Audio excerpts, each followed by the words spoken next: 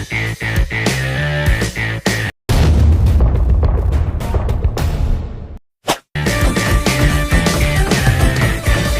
दानि बे फोथार बे हाखौ जोङो ग्रिनफिल्ड बानायदिनि होननानै बुंनायावबो गामिनि मानसिफ्रा बेखौ होबथायाबालानो गोसो खुसियै बेखौ हगारनानै होदों। गावबुरा भवन नांगौ जादोंमोन, गावबुरा भवन बानायनो थाखायबो बे हाखौ हगारनानै होदों। बिथांमोना मुं थिसननांगोन आरो बिनि थाखाय जाय गेलेगिरिया जाय भिसिडिसिनि सिङाव गोग्लैयो बे भिसिडिसिनि चेयारमेननिफ्राय बिथांमोना गांसे सार्टिफिकेट लानानै लोगोसे गावनि भटार आइडि आरो आधार कार्डनि गेजेरजों बिथांमोना बे अनलाइननि गेजेरजों बिथांमोना गाव गावनि मुंखौ थिसननो हागोन आरो जोङो गेलेगिरि आरो हानजाया जाहाथे थुलुंगा मोनो बिथांमोननि थाखाय जोङो भिसिडिसि लेभेलनिफ्राय काउन्सिल लेभेलसिम जोङो देरहासार बान्था जों दोननाय जादों। दा भिसिडिसि लेभेलाव जोंहा जाय देरहागोन बिथाङा 7,000 मोनगोन बिथांमोननि हानजाया आरो जेननाया 5,000 मोनगोन। दा बेबायदिनो समष्टि लेभेलाव जोङो 10,000 दोननाय जादों, जेननायनो 7,000 देरहानायनो 5,000 आरो जोंहा जिल्ला लेभेलावबो जों बेबायदिनो बान्था दोननाय जादों आरो काउन्सिल लेभेलाव जाय देरहागोन बिथांनो 1,50,000 आरो जेननायनो 1 लाख आरो थामथि मासियाव जाय थाहैनो हागोन बिथांमोननो 50,000। बेनि अनगायैबो सबसे मोजांसिन गेलेनो हानाय गेलेगिरिनो 10,000 आरो मोजांसिन जायफ्रा गलकिपार बिथांनो 10,000 रां होनाय जागोन। खुलुमबाय रायजोफोर, गिबियाव बिथांखि ब्लग इउट्युब चेनेलनिफ्राय रायजो राजा बयनिसिमबो गोजोननाय बावहरनाय जाबाय। आसा खालामदों नोंथांमोनाबो मोजाङैनो दङ होननानै। स' रायजोफोर, जोंनि बिटिआरआवहाय मोनसे गोजोनथाव बाथ्रा, नोंथांमोना गिबियावनो इन्ट्र'बो नुखाबाय। दानि जोंनि बर' हारिनि जोलुर बादायनायखौ मोजां मोनग्रा जेसेबांनाखि लाइमोन सेंग्रा सिख्लाफोर दङ बिथांमोननि थाखाय दानि CM प्रमद बर' सारा मोनसेनि उनाव मोनसे माखासे खामानि मावनायखौहाय जोङो नुगासिनो दङ।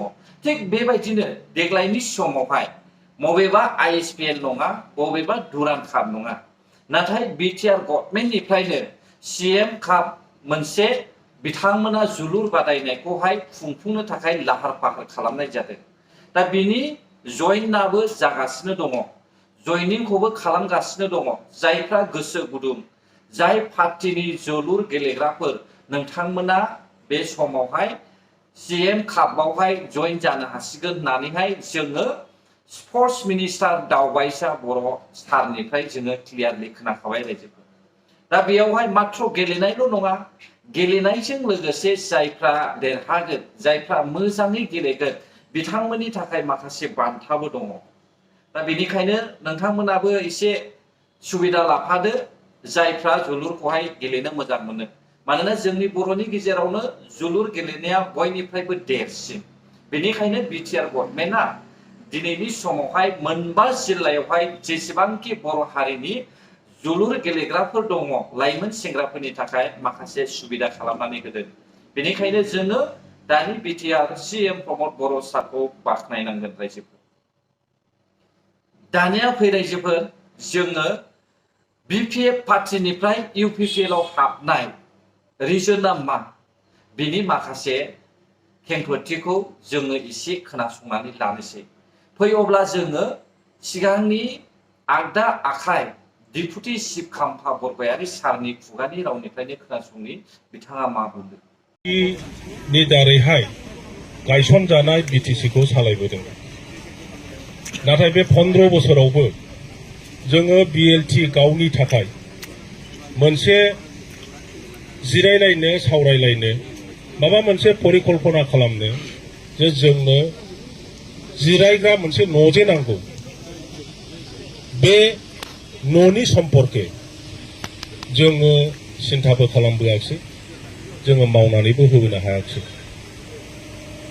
गोबां समावहाय दैदेनगिरि बिथांमोनहा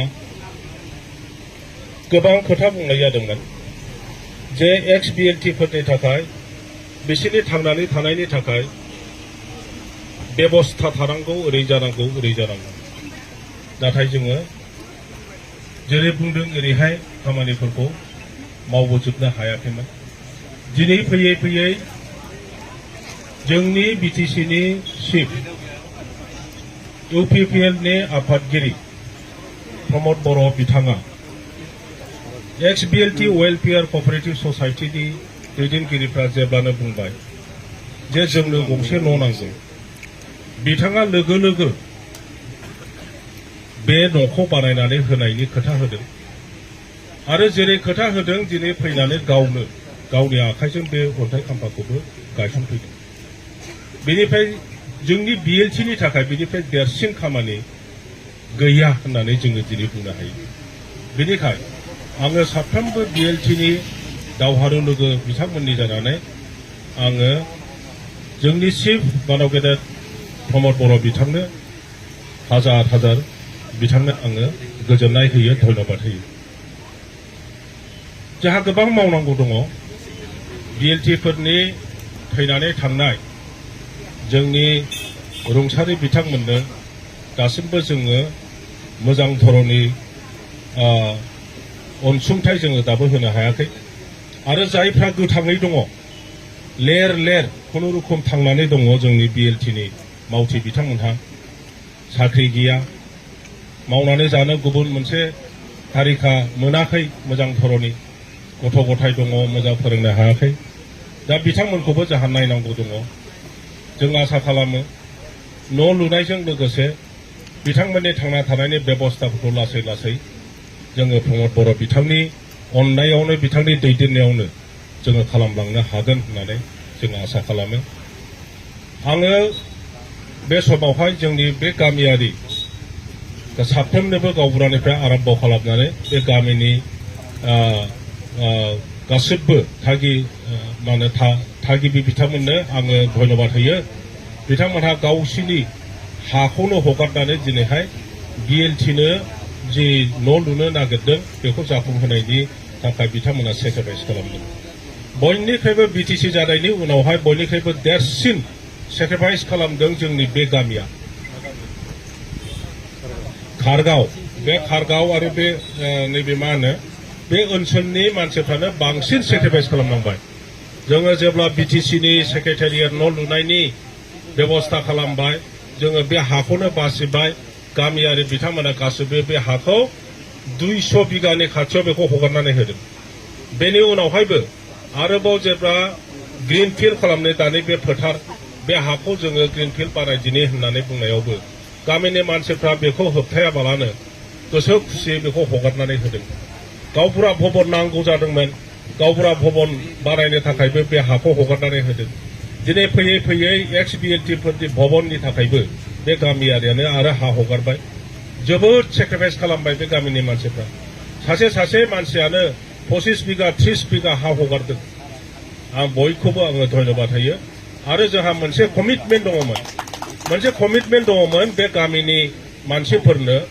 जे गैथ्राब्लाबो जे निश्चय जोङो सारनि खुगानिफ्रायनो खोनाबाय बै समावहाय 17 बोसोरावहाय 15 बोसोर सारा डिपुटि चिफ खामानि मावबोदोंमोनब्लाबो सारमोननि लुबैनाय खामानिखौहाय बिपिएफनि चिफ हाग्रामा महिलारि सारा मावफुंनानै होयैनि थाखायनो हयथ' बिपिएफ पार्टीनि एमएलए एमसिएलए मेम्बार्सफ्रा दिनैनि समावहाय बिपिएफ पार्टीखौ एंगारनानैहाय इउपिपिएल पार्टीयाव हाबदों माखासे बिपिएफ पार्टीनि दैदेनगिरिफ्रा बुंदोंमोन ना रायजोफोर बिपिएफ पार्टीनि बिएलटिनि माखासे केसखौहाय बिसोरो क्लियार खालामजोबनानै होदों बै समाव होननानै नाथाय जों क्लियारलि गबिन्द चन्द्र बसुमतारी सारनि खुगानिफ्राय खोनाबाय बिथांमोननि केसआबो 10 बोसोरसिमहालागैसो सुस्रांजादों दिनै 5 बोसोरावनो एनडिएफबिफोरनि केसआबो सुस्रांजानो थांगासिनो दङ बावैसो सिगां जोङो नुनो मोनबावबाय गुवाहाटी सेन्ट्रेल जेलनिफ्राय सनितपुरनि मोनसे आरोबाव सानै व्यक्तिखौहाय गुवाहाटी सेन्ट्रेल जेलनिफ्राय लाबोनानैहाय गावबागाव जिल्लानि जेलावहाय लानानै फैनाय दा बेसेबां मोजां खामानि मावगासिनो दङ इउपिपिएल सरकारा थेवबो जोंनि बर' हारिनि माखासे नेगेटिभ गोसो लानानै सानग्रा मानसिफ्रा इउपिपिएल सरकारखौहाय मोजां मोनाखै दा सिदा बुंनो थाङोब्ला बै समावहाय BLT नि दारैनो BPF पार्टीनि चिफ हाग्रामा महिलारि सारा जोंनि रायजोखौहाय सासन खालामनो सुबिदा मोनदों BTC एकर्डनि थाखाय। नाथाय बिर सिलागांनि मुङावहाय मोनसेबो स्टेडियाम गायसननाय नुबोनो मोनाखै, मोनसेबो खाम्फा गायसननाय नुबोनो मोनाखैमोन। दिनै जों बुंनो थाङोब्ला दानि UPPL सरकारासो BPF पार्टीनि जे बै समाव BLT नि एकर्ड जानाय, BTC एकर्ड जानाय बेफोरखौ नायसंनानैहाय खामानि मावगासिनो दङ। नाथाय आं सानदों दानि एनडेबिफोरनि थाखाय UPPL पार्टीया अन्थाइ खाम्फाल' गायसननानै दंथ'यो। आं सानो बेखौबो गोख्रैनो मावगोन, नाथाय सम मोनाखै। माखासे जारिमिनारि गोदोनानै थानाय खामानिफोरखौहाय UPPL सरकारा मावदों जानो हागौ। दा जोङो नुनो मोनदों BLT नि जायफ्रा एक्स BLTफोर, BLT नि मावथिफोर, बिथांमोननि खोथा बुंनाय लोगो लोगोनो प्रमद बर' सारा दिनैहाय जानानै थांनाय जारिमिनखौ बोखांनो थाखाय माखासे अन्थाइ खाम्फा गायसनदों। नाथाय बेफोरखौ मावनांगौआ BPF पार्टीनिमोन, मानो मावाखै? दा बेफोरखौ मावैनि थाखायनो जानो हागौ BPF पार्टीनि MLA MCLA फ्रा रागा जोंनानै BPF पार्टीजों जेबो खामानि जानाय नंला साननानै बिसोरो ओंखारदों रायजोफोर। बेनिखायनो बिसोरो UPPL खौ सापर्ट खालामदों। दिनै जों देख देख नुगासिनो दङ, जायफ्रा साननो रोङा बुजिनो रोङा बिथांमोनासो दिनैनि समाव BPF पार्टीखौहाय सापर्ट खालामो। आरो आङो खोनानो मोनदों BPF नि चिफ हाग्रामा महिलारि सारा बिथाङा एसे दुरबल अबस्थायाव दङ, माखासे देहाजोंहाय नारसिन जानानै दङ। जेन' बिथांनि देहाया थाबैनो मोजां जायो, मानोना पलिटिक्सआवहाय बिथाङाबो थाबैनो फैनो हानाय बायदि, आरो बिथाङा पलिटिक्सआव फैनानैहाय बर' हारिनि पार्टीखौहाय गोख्रोंसिन खालामफैनाय बायदि। अब्ला रायजोफोर, भिडिअ'आबो बेसेखिनियानोमोन। सोरनिबा थाखाय गोरोन्थि जाबायब्ला आंखौ निमाहा हो। गोजोन्थों जायफ्रा आंनि भिडिअ'खौ जोबजासिम नायबाय। बर' हारि जै जाथों, जै बर' हारि।